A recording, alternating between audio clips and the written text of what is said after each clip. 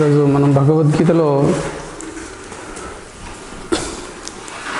సాంఖ్యయోగంలో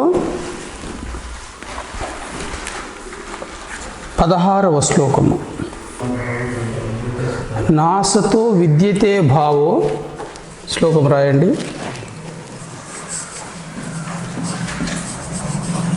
నాసతో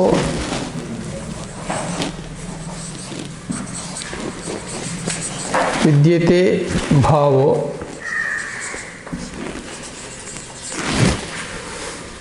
నా భావో విద్యతే సతః ఉభయోరపి దృష్టో అంతః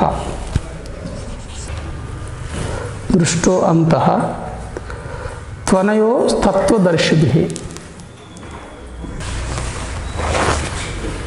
न असतः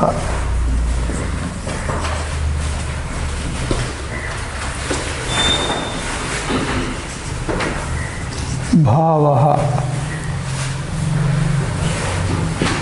न अभावः न अभावः विद्यते सतः.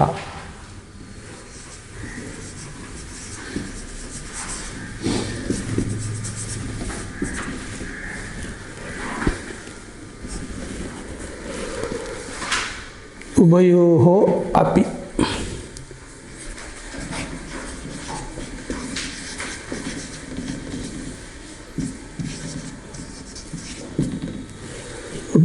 अपि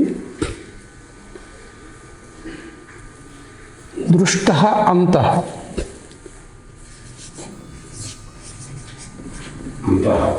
दृष्टः अन्तः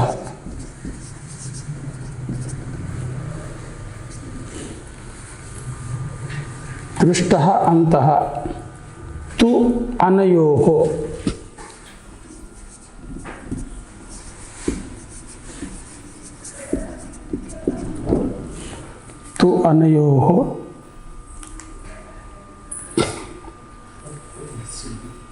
తత్వదర్శిభిః. ఇందులో భగవానుల వారు శాశ్వతమైన వస్తువు ఏది, అశాశ్వతమైన వస్తువు ఏది అని తెలియచేస్తున్నారు. సృష్టి యందు, ఉత్తమ సృష్టిలో, భగవత్ సృష్టిలో శాశ్వతమైన వస్తువు ఏది, అశాశ్వతమైన వస్తువు ఏది. బ్రహ్మజ్ఞాని ఒక ఖడ్గం పట్టుకొని ఇలా నిలబడ్డాడు. ఎవరు? బ్రహ్మజ్ఞాని. అక్కడ ఉత్తమ శిష్యుడు ఎవరు? పరిశీలించడం కోసం బ్రహ్మజ్ఞాని తన ఖడ్గం పట్టుకొని ఇలా నిలబడ్డాడు. ఆ శిష్య బృందం నుంచి ఒక్క శిష్యుడు లేచి నిలబడ్డాడు. అతను వచ్చి బ్రహ్మజ్ఞానికి సాష్టాంగ ప్రణామములు చేసి తన రూపమును, బ్రహ్మజ్ఞాని యొక్క రూపమును అంతఃకరణములో స్థాపించుకొని ఆ బ్రహ్మజ్ఞాని ముందు తల వంచుతాడు. ఎందుకు అలాగా అంటే ఈ శరీరము శాశ్వతమైనది కాదు. ఈ బ్రహ్మజ్ఞాని ఖడ్గము చేత ఆ శిరస్సును ఖండించినప్పటికీ ఆ జీవాత్మకు మోక్షాన్ని ఇచ్చేవారు ఎవరు? బ్రహ్మజ్ఞానే. అందువలన శిష్యుడు, మీ చేత ఖండించబడిన ఈ శరీరము నుంచి వచ్చిన జీవాత్మకు మోక్షము ప్రసాదించువారు మీరే. అంటే బ్రహ్మజ్ఞాని చంతన కేవలం సమర్పణాభావముతోనే ఉండాలి. వారి ఆజ్ఞ శిరసా వహిస్తూ వారి వద్ద ఎలా ఉండాలి అని తెలియచేస్తున్నాం. ఇక్కడ శాశ్వత వస్తువు ఏది, అశాశ్వతమైనది ఏది. ఈ శరీరము అశాశ్వతమైనది. ఇందులో ఉన్న జీవాత్మ శాశ్వతమైనది, దానికి మరణం లేదు. ఈ జీవాత్మను ఉద్ధరించినది ఎవరు? బ్రహ్మజ్ఞాని. అంచేత ఈ శరీరం ఒక తుచ్చప్రాయమైనది. అందువల్ల తన శరీరమును, ఆ తలని బ్రహ్మజ్ఞాని ముందుగా అతను తల వంచుతాడు, శస్త్రము చేత ఖండించండి అని. బ్రహ్మజ్ఞాని ఎవరు అంటే అతను శరణాగత వత్సలుడు. ఎవరిని శరణు పొందుతాడు మానవుడు? బ్రహ్మజ్ఞానిని శరణు పొందుతాడు. అతని వద్ద శరణు పొందటమే తప్ప అతని పాదములను ఆశ్రయించి జీవిత జ్ఞానమును తెలుసుకొని ఏది శాశ్వత వస్తువో ఏది అశాశ్వత వస్తువో తెలుసుకోవటమే తప్ప, అందుచేత వారి వద్ద సమర్పణాభావంతో మాత్రమే ఉండాలి, వేరొక భావము రాకూడదు. ఎందుకంటే జ్ఞానం పొందేది ఆ చోటే, మోక్షము కూడా బ్రహ్మజ్ఞాని మోక్షం ఇస్తాడు. ఆ జీవాత్మను తీసుకుని తనలో ఐక్యం చేసుకుంటాడు. జ్ఞానినో అహం, భగవద్గీతలో కృష్ణ పరమాత్మ ఉంటాడు. శ్రీకృష్ణ భగవాను శరీరమునకు ఎలా మోక్షం ఇచ్చే శక్తి ఉందో జీవాత్మకి, బ్రహ్మజ్ఞానికి ఆ మోక్షాన్ని ఇచ్చే శక్తి ఉంటుంది అతని శరీరమునకు. అందువల్ల మోక్షం ఇచ్చువారు మీరే. ఒకవేళ నీ అంతఃకరణంలో బ్రహ్మజ్ఞాని యొక్క రూపమును నువ్వు ధరించినట్లయితే ఆ జీవాత్మకు ఉత్తమ జన్మను ప్రసాదించగలరు. ఉత్తమమైన కుటుంబంలో మరియు ధనము ఐశ్వర్యవంతుల కుటుంబంలో ఉత్తమ జన్మను ప్రసాదించగలరు. అంచేత బ్రహ్మజ్ఞాని అంటే ఎవరు? వారి వద్ద సమర్పణాభావంతో ఉండాలి. అనుక్షణము ఈ శరీరమును సమర్పించే భావం, సమర్పణాభావంతో ఉండాలి. ఈ శరీరము ఒక అశాశ్వతమైనటువంటిది. ఆ విషయం ఇక్కడ భగవంతుడు మనకు తెలియచేస్తున్నాడు. ఈ యొక్క శ్లోకంలో ఏది ఈ సృష్టి అందు ఏది శాశ్వతమైనది, ఏది అశాశ్వతమైనది. అశాశ్వతమైన దానికి ప్రాధాన్యత ఇస్తామా? ఇవ్వకూడదు.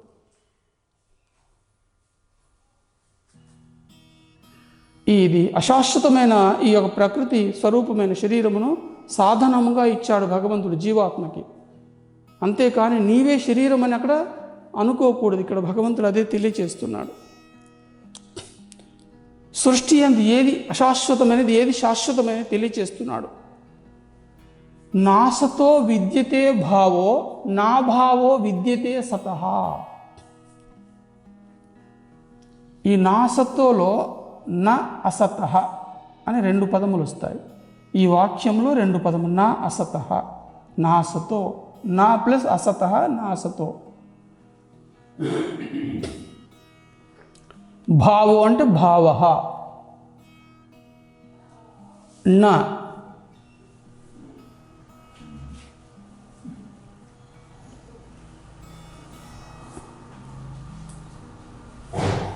భావ అభావ విద్యతే.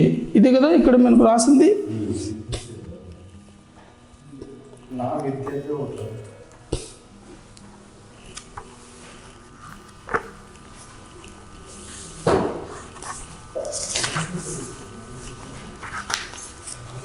అసతః విద్యతే, ఇది కదా ఇక్కడ.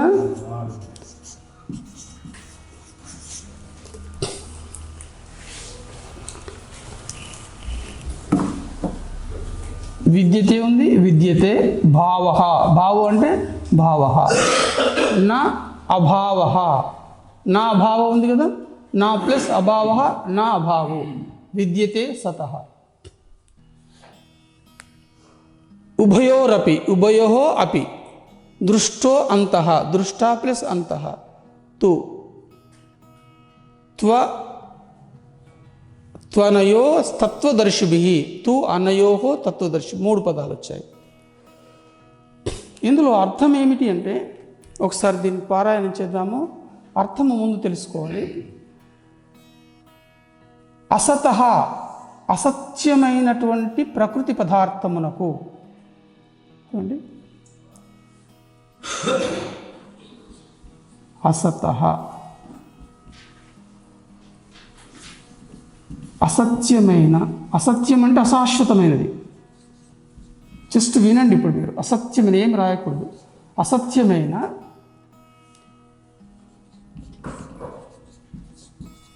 ప్రకృతి పదార్థమునకు,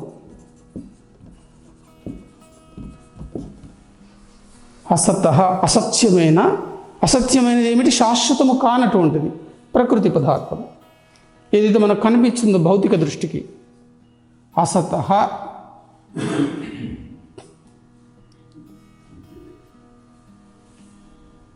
భావో. భావో అంటే భావము ఒక వస్తువును ఆశ్రయించి ఉంటుంది. ఒక వస్తువు రూపాన్ని చూసి, ఒక గులాబీ పుష్పాన్ని కానీ తామర పుష్పాన్ని చూశారు, దాంట్లో మనకు ఒక భావం గోచరిస్తుంది, రూపానికి ఒక భావం ఉంటుంది. అలాగే భావం అంటే ఉనికి. భావో అంటే భావః.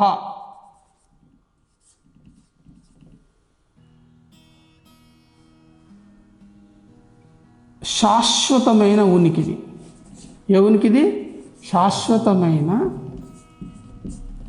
ఉనికిని. ఉనికి అంటే ఒక వస్తువు రూపము. ఉనికిని న విద్యతే, నా ఇక్కడ వచ్చేస్తుంది, న విద్యతే.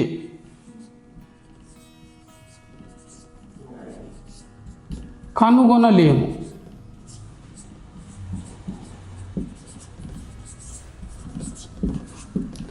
విద్యతే అంటే తెలుసుకుంటారు. భగవంతుడు విద్యామానమై ఉన్నాడు అంటే తెలుసుకొనదగిన వాడై ఉన్నాడు. విద్యామానమై ఉన్నాడు. ఈ అనంతమైన ప్రకృతి యందు భగవంతుడు విద్యామానమై వ్యాపించి ఉన్నాడు అంటాము. విద్యామానమై ఉన్నాడు అంటే తెలుసుకొన తగిన వాడై ఉన్నాడు. వేదము, విద్ అనే ధాతువు నుంచి ఉద్భవించింది. వేదం అంటే తెలుసుకొనదగినది. ఎవరిని తెలుసుకోదగినది? భగవంతుణ్ణి తెలుసుకున్నది. అయితే నవిద్యతే అంటే కనుగొనలేము. అసత్యమైన ప్రకృతి పదార్థమునకు శాశ్వతమైన ఉనికిని, అంటే అది శాశ్వతము అని తెలుసుకోలేము. ఇది ఈ ప్రకృతి ఉంది. ఎక్కడి నుంచి ఉద్భవిస్తుంది సృష్టి అనేది? ఫస్ట్ దైవము. దైవం నుంచి ముందు ఏమి వచ్చింది? ప్రాణం వచ్చింది. ప్రాణము నుంచి ఆకాశము, ఆకాశము నుంచి వాయువు, వాయువు నుంచి అగ్ని, అగ్ని నుంచి జలం, జలము నుంచి పృథ్వీ, పృథ్వీ నుంచి ఓషధులు, ఓషధుల నుంచి అన్నం, అన్నము నుంచి ప్రాణులు. ఈ ప్రాణులలో మానవుడు ఒకడు. అయితే ఈ సృష్టి 432 కోట్ల సంవత్సరాలు కదా సృష్టి కొనసాగగలము. 432 కోట్ల సంవత్సరాలు అయిపోయిన క్షణంలో ఈ ప్రాణులు, అన్నము, ఓషధులు, పృథ్వీ, జలము, అగ్ని, వాయువు, ఆకాశం, ప్రాణం అన్ని ఎందులో ఐక్యమైపోతాయి? దైవంలో ఐక్యమైపోతాయి. దైవము అనంత తేజోస్వరూపమైనటువంటిది. భగవంతుడు ఆది మధ్యాంతరహితుడై అనంతంగా వ్యాపించి ఉన్న తేజోస్వరూపుడు, అనంతమైన తేజోస్వరూపుడుతను. అతని తేజస్సు సమత్వంగా విస్తరించి ఉంది. అఖిలాండ కోటి బ్రహ్మాండములన్నీ ఆ తేజస్సు యందే ఉద్భవిస్తున్నాయి, అతని యందే లయమవుతూ ఉన్నాయి. ఆ భగవంతుడికి మనకు ఏమని పేరు? అఖిలాండ కోటి బ్రహ్మాండ నాయకుడు, అమిత పరాక్రమశాలి. భగవంతుడు ఎవరు? అమిత పరాక్రమశాలి, అపరిమిత శక్తిశాలి. ఈ భూమికి ఆధారంగా ఎవరున్నారు? భగవంతుడు తేజస్సు మాత్రమే. సమస్త గ్రహాలకు ఆధారం ఎవరు? భగవత్ తేజస్సు మాత్రమే. సమస్త బ్రహ్మాండములకు ఆధారం ఎవరు? భగవత్ తేజస్సు మాత్రమే. సమస్త బ్రహ్మాండములకు ఆధారం ఎవరు? భగవత్ తేజస్సు మాత్రమే. ఈ సమస్త బ్రహ్మాండములకు ఆధారభూతమైన, సమస్త ప్రకృతికి ఆధారభూతమైన భగవంతుడు ఎవరు అంటే ఆయన అనంతమైన తేజస్వరూపుడు. భగవంతుడు ఎవరు? తేజస్వరూపములో ఉంటాడు. సమత్వమైన తేజస్వరూపుడతను. ఆ తేజస్సు ఎలా ఉంటుంది? సమత్వంగా ఉంటుంది, అనంతంగా, ఆది మధ్యాంతరహితుడై. అతని ఇక్కడ ప్రారంభమైంది ఈ తేజస్సు, అక్కడ అంతమైంది అని మనం తెలుసుకోలేము. ఆది మధ్యాంతరహితుడై అనంతంగా వ్యాపించి ఉన్న ఆ అనంతమైన తేజస్వరూపుడే భగవంతుడు. ఆ భగవంతుడే ఇక్కడ మనము దైవము. అయితే ఈ ప్రాణము, ఆకాశము, వాయువు, అగ్ని సృష్టి ఆది యందు భగవంతుడి నుంచి ఏవైతే నిద్రించి సూక్ష్మ రూపంలో ఉన్నాయి కదా, ఇవి 432 కోట్ల సంవత్సరాల తర్వాత ఈ ప్రకృతి అంతా సూక్ష్మ రూపంలో ఎవరితో ఐక్యమై ఉంటుంది? దైవంలో ఐక్యమై ఉంటుంది. ఇదంతా ప్రాణంలో ఐక్యమై ఉంటుంది. ప్రాణం ఎవరిలో ఐక్యమై ఉంది? భగవంతుల్లో ఐక్యమై ఉంది. మళ్ళీ 432 కోట్ల సంవత్సరాలు నిద్రించి ఉంటుంది పరమాత్మనందు ప్రకృతి అంతాను. నిద్రించిన తర్వాత మళ్ళీ ఇవన్నీ ఏమవుతాయి? భగవంతుని నుంచి వ్యక్తం అవుతాయి. కానీ అనంత తేజస్వరూపుడైన భగవంతుడు, అతనిలో ఏదైనా మార్పు కలుగుతుందా? ఏ మార్పు కలగట్లేదు. తేజస్వరూపుడైన భగవంతుడు అలాగే ఉన్నాడు. ప్రకృతిని ధరించినప్పుడు సృష్టి చేస్తూ ఉన్నాడు. సృష్టి కాలము పూర్తి అయిన తర్వాత తనలో లీనం చేసుకుంటూ ఉన్నాడు. కానీ తేజస్వరూపుడైన పరమాత్ముడు శాశ్వతమైన వాడు. ప్రకృతి వ్యక్తమవుతుంది, అతనిలో లీనమవుతుంది. అయితే దీన్ని శాశ్వతంగా పరమాత్ములాగా ప్రకృతి ఉంటుందా? ఉండట్లేదు కదా. కాబట్టి ప్రకృతి అనేది అశాశ్వతమైనది, ఇంకొక రూపంలో వ్యక్తమయ్యేటువంటిది. ప్రకృతి అనేది ఒక రూపంలో వ్యక్తమవుతుంది. భగవంతుడు ఇంకొక రూపంలో వ్యక్తమవుతాడా? అతను తేజస్వరూపుడై ఉంటాడు అనంతంగా. అందుచేత ఈ శ్లోకములు ఏమంటున్నాడంటే, ఈ ప్రకృతి అనేది ఏదైతే ఉందో ఇది శాశ్వతమైనది కాదు. శాశ్వతంగా పరమాత్మలాగా ఒకే రూపంలో ఎప్పటికీ ఉండున్నది కాదు. అందుచేత ఇది అశాశ్వతమైనది, అసత్యమైనది. అశాశ్వతమైన దాన్ని ఏమంటాం మనము? అసత్యమైనది. ఇక్కడే అది చెప్తున్నాడు. అసతః, అసత్యమైన ప్రకృతి పదార్థమునకు భావ, శాశ్వతమైన ఉనికిని నవిద్యతే, కనుగొనలేము.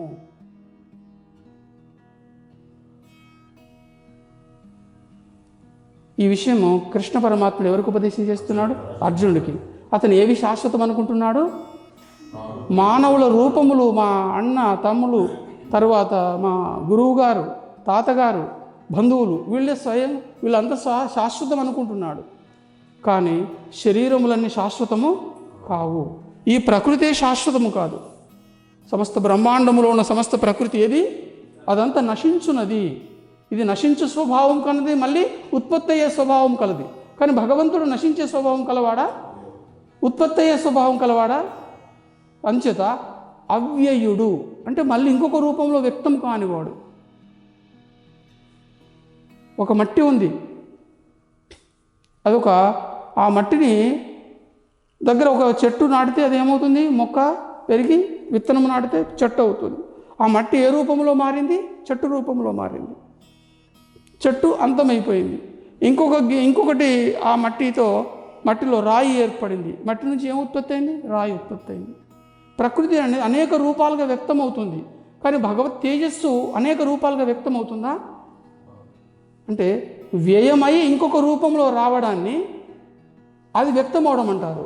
ఇతను వ్యయము కాడు, ఇంకొక రూపంలోకి రాడు. కాబట్టి భగవంతునికి ఏమని పేరు? అవ్యయుడు. ఉన్న రూపము తొలగిపోయి ఇంకొక రూపం దాల్చడాన్ని వ్యయం అంటాము. వ్యయము అనే ధర్మం పరమాత్మకు ఉందా? అందుచేత విష్ణు సహస్రనామాల్లో భగవంతుణ్ణి 1000 నామములతో కీర్తిస్తున్నాం మనము. తేజో పరమాత్ముడు ఆది మధ్యాంతరహితుడై అనంతంగా వ్యాపించి ఉన్న ఆ మహా తేజోస్వరూప భగవంతుణ్ణి ఎన్ని నామాల్లో కీర్తిస్తున్నామో? 1000 నామాలతో కీర్తిస్తున్నాం అతన్ని. అందులో ఒక నామం ఏమిటి? అవ్యయుడు. ఎవరు? భగవంతుడు అవ్యయుడు. అతను ఒక రూపం వ్యయమై ఇంకొక రూపం ధరించువాడు కాదు. అందుచేత ఆ విష్ణు సహస్రనామాల్లో ఒక నామం ఏమిటి? అవ్యయుడు. అందుచేత అతను వ్యయమయ్యేవాడు కాదు, శాశ్వతుడు భగవంతుడు. ప్రకృతి వ్యయమవుతుంది, ఇంకొక రూపంలోకి వస్తుంది. అందుచేత ఈ ప్రకృతిని భగవంతుడు అసత్య పదార్థము అంటున్నాడు. దీన్ని ఏమంటున్నాడు?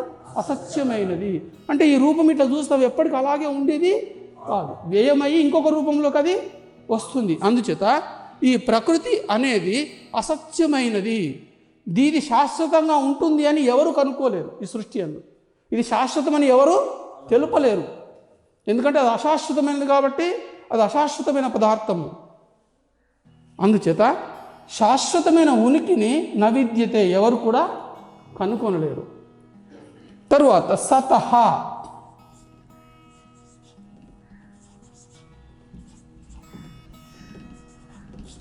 సతః సత్యమైన, వినండి, సత్యమైన ఘన పరమాత్మకు, ఘనమైన అంటే అనంతంగా వ్యాపించి ఉన్న ఘన పరమాత్మ ఘన పరమాత్మకు అభావ, ఇది కదా అభావ.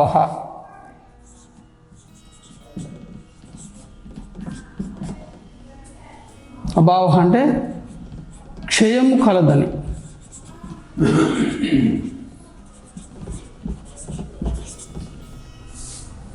క్షయము కలదని న విద్యతే,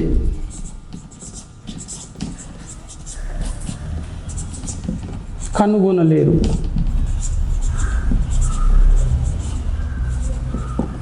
అర్థమైంది? ఇక్కడ ఏదైతే ప్రకృతి పదార్థం ఉందో అశాశ్వతమైన అసత్యమైన ప్రకృతి పదార్థమునకు శాశ్వతమైన ఉనికిని కనుగొనలేము. అలాగే మరియు అలాగే సతహ, ఇక్కడ తూ అనేది వస్తుంది. తూ అంటే అలాగే.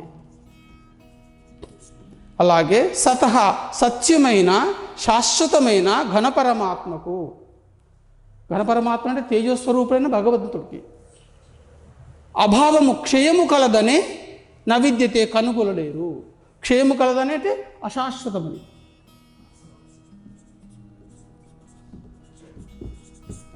భగవంతుడు శాశ్వతమైన వాడు. క్షయము కలద భగవంతుడికి.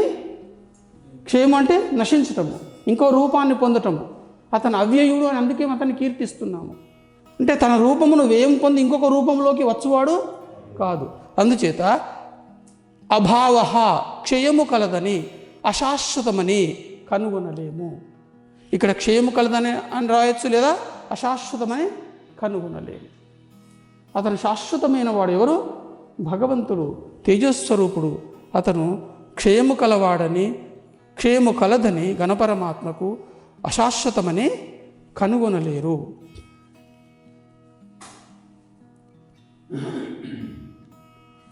ఈ రెండు విషయాల గురించి ఎవరు తెలుపగలరు? ప్రకృతి అశాశ్వతమని, భగవంతుడు శాశ్వతమైన వాడని ఎవరో ఒకరు చెప్తేనే తెలుస్తుంది కదా మనకు. ఈ విషయము భగవత్ సాక్షాత్కార పురుషులు తెలియజేస్తారు. ఎవరు తెలియజేస్తారు?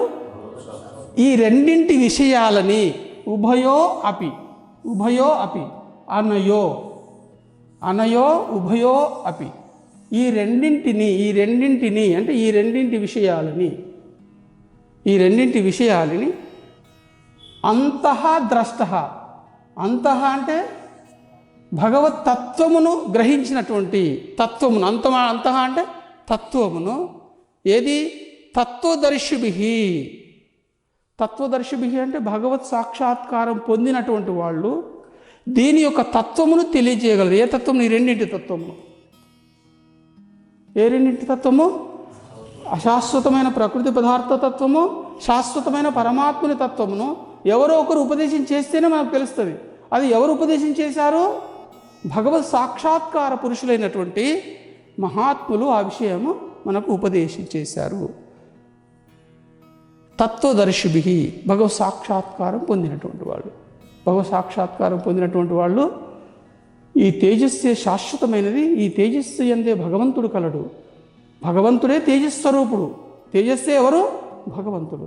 భగవత్ తేజస్సు అనే ఈ తేజస్సుకు నామము. అందుచేత అతన్ని మనము శాశ్వతమైన భగవంతుని మన నేత్రం మీద ధరించాలి, కానీ ప్రకృతిని కాదు.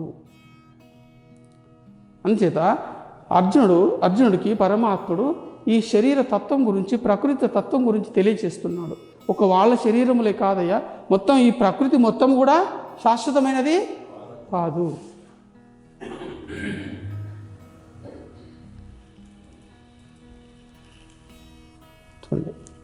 ఇక్కడ ఉభయో అపి, అనయోహో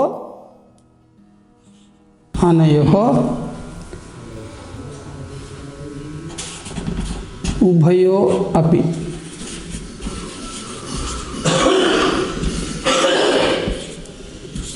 దీని అర్థం ఏమిటి? ఈ రెండింటి యొక్క తత్వమును, ఈ రెండింటిని గురించి.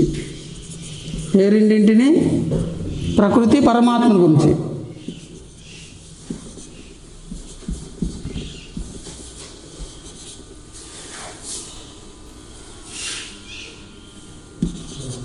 కూర్చున్న అంతః అంటే తత్వమును,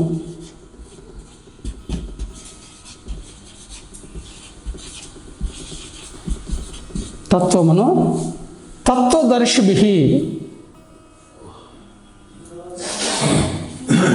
తత్వదర్శిభిః అంటే ఎవరు? తత్వదర్శిభిః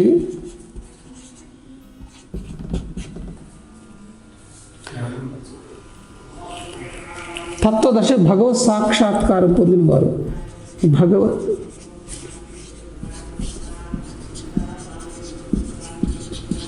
సాక్షాత్కారం. ద్రష్ట అంటే తెలుపగలరు. ఎవరు? ద్రష్ట అంటే తెలియజేయగలరు.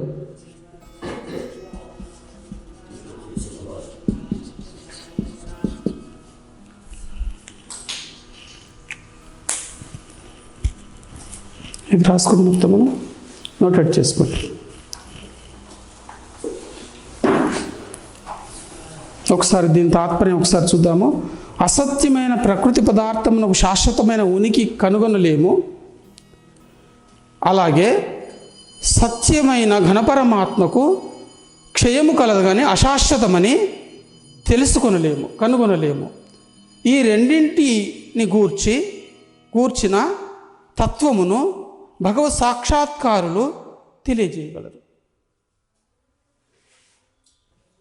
ఒకసారి అందరూ పలకని చెప్తాను. అసత్యమైన ప్రకృతి పదార్థమునకు శాశ్వతమైన ఉనికిని కనుగొనలేము. అలాగే సత్యమైన ఘనపరమాత్మకు క్షయము కలదని అశాశ్వతమని కనుగొనలేము. ఈ రెండింటిని గూర్చిన తత్వమును భగవత్ సాక్షాత్కార పురుషులు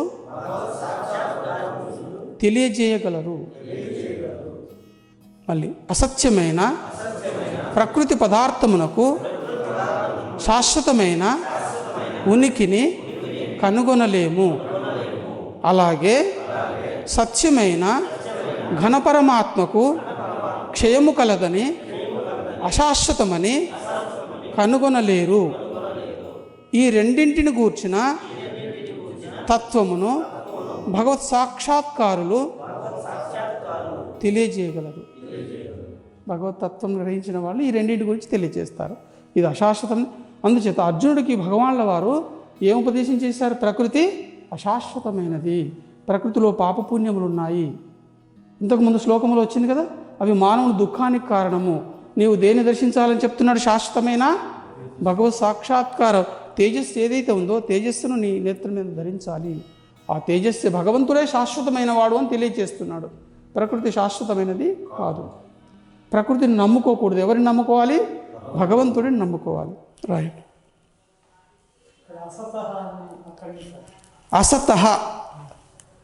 అసత అంటే అసత్యమైన ప్రకృతి పదార్థమునకు, భావ అంటే శాశ్వతమైన ఉనికిని, నవిద్యతే కనుగొనలేము, తు అంటే ఇక్కడ తు అంటే అలాగే సతః సత్యమైన ఘనపరమాత్మకు, సత్యమైన ఘనపరమాత్మకు అభావ క్షయము కలదని అశాశ్వతమని నవిద్యతే కనుగొనలేరు, లేదా కనుగొనలేము అని రాయండి. కనుగొనలేరు ఎలాగైనా పర్వాలేదు. ఈ రెండింటి ఉభయో అనయోహో ఉభయో అపి, ఈ రెండింటిని గూర్చిన అంతః అంటే తత్వమును తత్వదర్శిభిః భగవత్తత్వ సాక్షాత్కార పురుషులు లేదా భగవత్ సాక్షాత్కారులు ద్రష్ట తెలియజేయగలరు.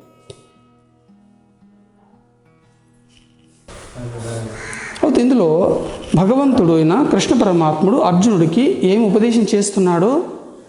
ప్రకృతి అనేది అశాశ్వతమైనది. అతను అందరి శరీరాలు గుర్తు చేసుకుంటున్నాడు కదా, అందులో పాపపుణ్యములు ఉన్నాయనేది కూడా గ్రహించాం మనం. ఆ పాపపుణ్యములను కనుక అతని రూపమును ధరించి వాళ్ళందరి రూపాలు చూస్తూ అర్జునుడు యుద్ధం చేశాడనుకోండి, ఆ రూపములు చూస్తున్న ప్రకృతిలో ఏమున్నాయి? పాపపుణ్యములు రోమరంధ్రాలను బంధించి వేస్తాయి. అప్పుడు అర్జును శరీరంలో ఏం చేరుతాయి? పాపపుణ్యములు చేరుతాయి. పాపపుణ్యములు చేరితే విజయము సాధించగలడు ఆ యుద్ధరంగంలో. ఎవరి బాణము ఇతని శరీరానికి తగులుతుంది, ఇతను కూడా యుద్ధరంగంలో మరణిస్తాడు. మరి యుద్ధరంగంలో విజయం సాధించాలి అంటే నీవు ప్రకృతి అశాశ్వతమైన ప్రకృతిని నీ నేత్రము యందు ధరించకూడదు. అంటే వాళ్ళు ఎవరి శరీరాలన్నీ నశించినవియే, మరి అందులో పాపపుణ్యములు ఉన్నాయి. కాబట్టి నీవు నీ నేత్రముల యందు ఆ యొక్క ప్రకృతిని కానీ వారి శరీరాలను కానీ నీ నేత్రముల యందు బంధించకూడదు. ఎవరిని బంధించాలి? శాశ్వతుడైన భగవంతుడు శాశ్వతమైన వాడు. నాసతో విద్యతే భావో నా భావో విద్యతే సతః నా భావో విద్యతే సతః నా భావో విద్యతే సతః ఉభయోరపి దృష్టో అంతః త్వనయో తత్వదర్శిభిః. మనం ఒక్కొక్క అక్షరం పైన మనసు కేంద్రీకరించి చదవాలి. ఉభయోరపి దృష్టో అంతః త్వనయో తత్వదర్శిభిః. అంత ఈజీ, ఒక్కొక్క లెటర్ చదివితే ఈజీ. రపి అనయో ఉభయోరపి అంటే ఈ రెండింటిని గురించిన, అంతః అంటే తత్వమును, తత్వదర్శిభిః అంటే భగవత్ సాక్షాత్కార పురుషుడైన జ్ఞాని. దృష్టో తెలుపగలరు, దృష్టో అంటే తెలియచేయగలరు. ఇప్పుడు 2 వాక్యాలు 2 పాదముల అర్థములు తాత్పర్యం అంతా తెలుసుకున్నారు కదా. ఇప్పుడు మనం తాత్పర్యం చెప్పాలి, అంతేనా?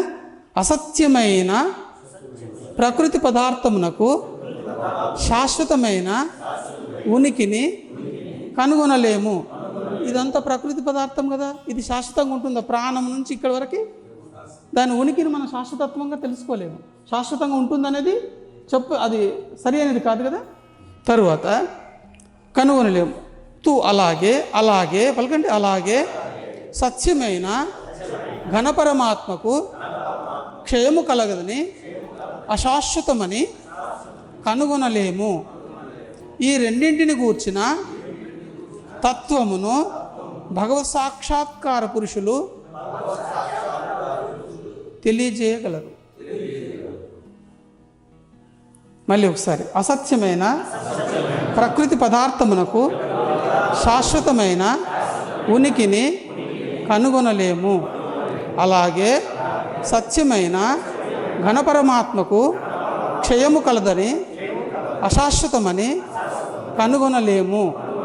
ఈ రెండింటిని గూర్చిన తత్వమును భగవత్ సాక్షాత్కారులు జ్ఞానులు తెలియజేయగలరు. ఏం చేశారు?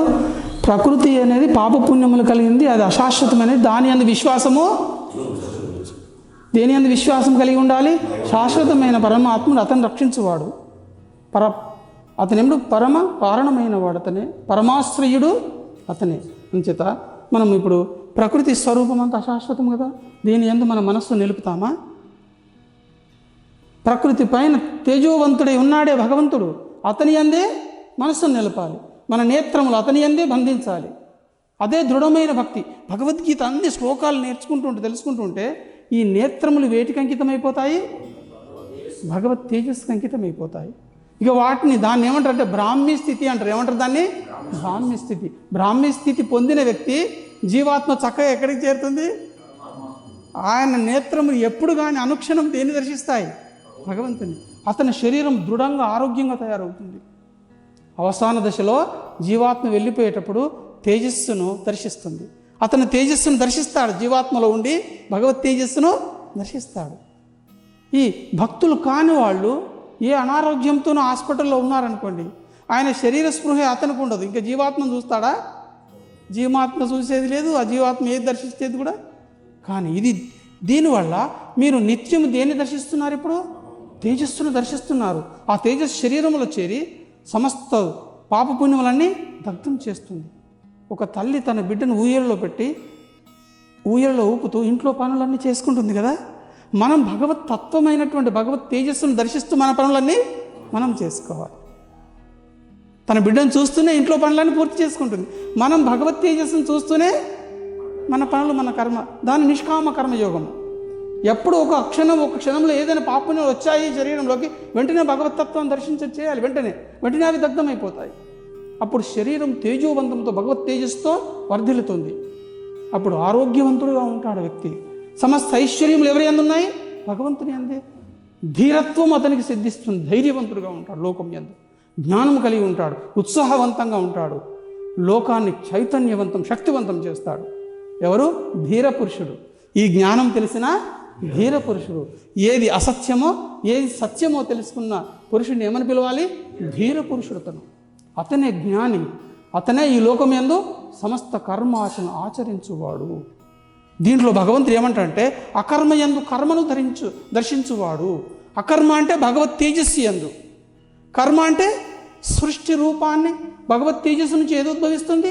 ప్రకృతి ఉద్భవిస్తుంది. కర్మస్వరూపమే ప్రకృతి కదా. కర్మ బ్రహ్మోద్భవం. బ్రహ్మ అయిన శాశ్వతమైన పరమాత్మ నుంచి ఉద్భవించిందే ప్రకృతి. దాని పేరు, ఇంకో పేరు ఏమిటి? కర్మ. ఇక్కడ అకర్మ యందు కర్మను దర్శించువారు.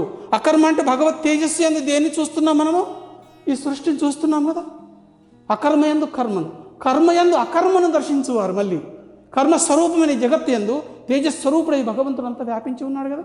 మళ్ళీ ఎవరిని దర్శిస్తున్నాము? అకర్మస్వరూపుడైనా, ఏ పాపపుణ్యం లేనటువంటి కర్మస్వరూపమైన ప్రకృతిలో ఏమున్నాయి? పాపపుణ్యములు ఉన్నాయి. పాపపుణ్యములు భగవంతుల్లో ఉన్నాయా? కాబట్టి అతను అకర్మస్వరూపుడు. తేజస్వరూపుణ్ణి అంటే కర్మయందు అకర్మను దర్శిస్తున్నాం కదా. రెండింటిని తెలుసుకున్నారు. ఇప్పుడు అకర్మయందు కర్మస్వరూపమైన ప్రకృతిని దర్శిస్తున్నారు. కర్మస్వరూపమైన ప్రకృతి యందు తేజస్వరూపుడైన భగవంతుణ్ణి దర్శిస్తున్నారు. అకర్మయందు కర్మను, కర్మయందు అకర్మను దర్శించువాడు మానవుల్లో జ్ఞాని. అతని పేరే జ్ఞాని. అతనే ధీర పురుషుడు. అతనే ధీర పురుషుడు. చూసారా? అంటే బ్రహ్మజ్ఞాని తన అంతఃకరణంలో తేజస్సును దర్శిస్తాడు. మళ్ళీ బయట కళ్ళు తెరిచినప్పుడు కూడా లోకంలో ఉన్న తేజస్సును దర్శిస్తాడు. ఇతను ఈ అకర్మయందు కర్మను, కర్మయందు అకర్మను దర్శించేటువంటి పురుషుడు లోకం యందు సమస్త కార్యం నిర్వర్తించువాడు.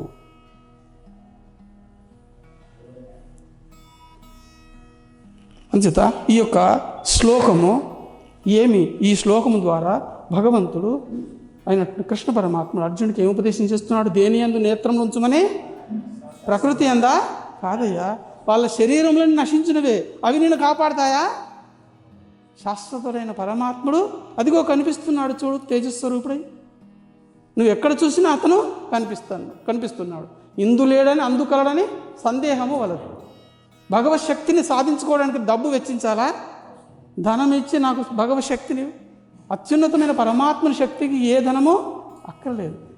అతన్ని తెలుసుకోవటమే ప్రధానం. ఈ నేత్రములతో అతన్ని గుర్తించినప్పుడే ఈ నేత్రములు ఏ నేత్రములు అవుతాయి? జ్ఞాన నేత్రములు అవుతాయి. అతను ధీరపురుషుడు అవుతాడు, జ్ఞాని అవుతాడు. అందువల్ల ఈ అధ్యాయంలో, ఈ శ్లోకంలో భగవంతుడు ప్రకృతిని మొత్తం తొలగించి వేశాడు. ఎవరి ఆత్మయందు, ఎవరి హృదయం యందు? అర్జున హృదయం యందు ప్రకృతిని తొలగించి వేస్తున్నాడు. ఎవరిని స్థాపిస్తున్నాడు? భగవత్ తేజస్సును స్థాపించుతున్నాడు. సరే, భగవంతుడు దేని స్థాపిస్తున్నాడు? ధర్మ సంస్థాపనార్థాయ సంభవామి యుగే యుగే. అంటే ప్రతి ఒక్క భక్తుల హృదయంలో దేని స్థాపిస్తున్నాడు? భగవత్ తేజస్సును స్థాపిస్తున్నాడు. దేన్ని తొలగిస్తున్నాడు? అధర్మ స్వరూపమైన ప్రకృతిని తొలగించి వేస్తున్నాడు. ధర్మ సంస్థాపనార్థాయ సంభవామి యుగే యుగే.